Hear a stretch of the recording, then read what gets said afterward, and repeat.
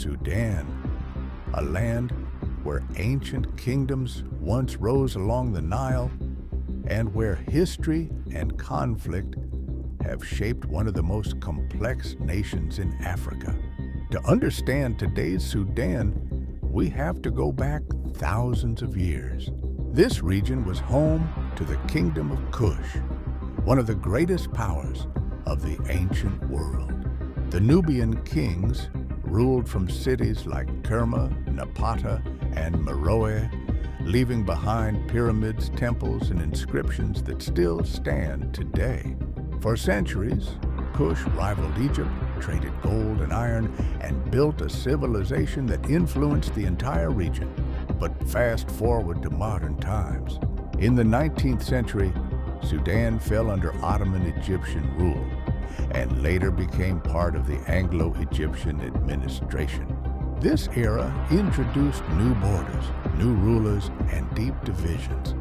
Divisions that would haunt Sudan well into the future. By 1956, Sudan gained its independence. The world expected a bright future for a resource-rich country with fertile land, the Nile River, and strong cultural ties. But beneath the surface, ethnic, religious, and regional tensions were already rising. North versus South, Arab versus African. Center was periphery. Sudan was becoming a puzzle of identities and interests, a puzzle that no political leader could fully control. And as we move into part 2, the country enters one of its darkest chapters. Civil wars, coups, and the rise of powerful military factions that would shape Sudan's destiny. After independence, Sudan quickly descended into conflict.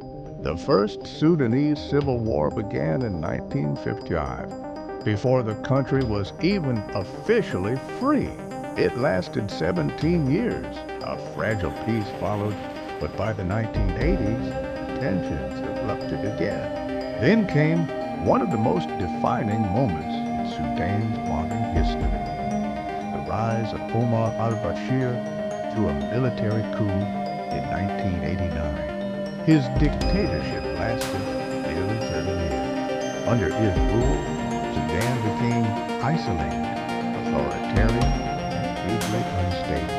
But the darkest tragedy unfolded in Darfur. In the early 2000s, rebel groups in Darfur demanded equal treatment and an end to neglect by the central government. Khartoum responded with brutal force. The infamous Janjaweed militias swept across villages, burning homes, displacing millions, and committing atrocities that shocked the world. The United Nations made it fallen one of the most devastating crises of the 21st century. Meanwhile, in the South, another war raged. Decades of fighting eventually led to a historic moment: South Sudan's independence in 2011. For many, this was supposed to bring peace. Instead, Sudan lost most of its oil reserves, its economy collapsed, and new power struggles emerged. The removal of al-Bashir in 2019 brought hope. Crowds filled the streets demanding freedom, reform, and a new future. But behind the scenes, powerful forces were preparing for another fight, a fight that would pull Sudan back into chaos. In 2023, Sudan plunged into a deadly new conflict, this time between two men who were once allies. On one side, General Abdel Fattah al-Burhan, the head of the Sudanese armed forces. On the other, Mohammed Hamdan Dagalo, known as Hemedti, the commander of the Rapid Support Forces, a powerful paramilitary group with roots in the Janjaweed militias of Darfur. Both wanted control. Both believed they were the rightful rulers of Sudan, and the result was catastrophic. Cities like Khartoum became war zones.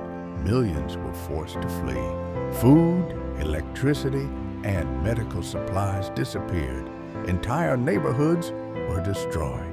The world watched as one of Africa's largest countries fell into a humanitarian disaster with no clear end in sight. International powers tried to negotiate. Ceasefires were announced, then broken. Peace talks stalled. Meanwhile, civilians, ordinary people, paid the price. Yet even in the darkest times, Sudanese communities showed incredible resilience. Volunteers risked their lives to rescue families trapped in crossfire. Doctors worked in basements with almost no supplies. People shared food, water, and shelter with strangers. Today, Sudan stands at a crossroads. Will it rebuild? Will a new government arise? Or will armed groups continue fighting over power? One thing is certain, the future of Sudan depends not only on its leaders, but on the strength, unity, and determination of its people. A nation with a history as deep as the Nile still has a chance to shape a new chapter, one written in hope rather than conflict.